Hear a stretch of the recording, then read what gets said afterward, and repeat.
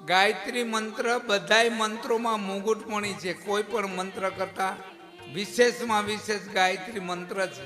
આજે અમેરિકાના વૈજ્ઞાનિકોએ હોતે સાબિત કરી બતાવ્યું છે કે ગાયત્રીના 24 અક્ષરમાં એ કેવી તાકાત છે કે માણસને સદબુદ્ધિ પ્રાપ્ત થાય।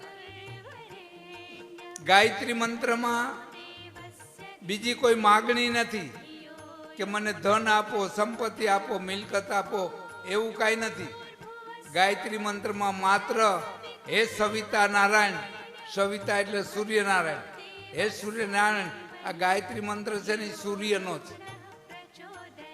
સવિતા નારાયણ અમે પાપનાશક સુખ સ્વરૂપ અમને સદબુદ્ધિ પ્રાપ્ત થાઓ। ગાયત્રી મંત્રનો અર્થ આ છે, સદબુદ્ધિ પ્રાપ્ત થાય।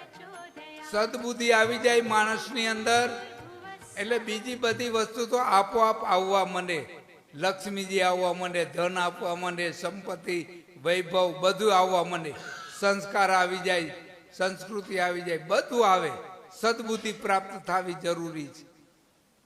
સદબુદ્ધિ પ્રાપ્ત કરવા માટે આપણે ગાયત્રી મંત્રની સાધના કરવી પડે। તો ગાયત્રી માતાજી સૂર્યનો મંત્ર છે, તો એ આપણે બધાએ ભલે બીજા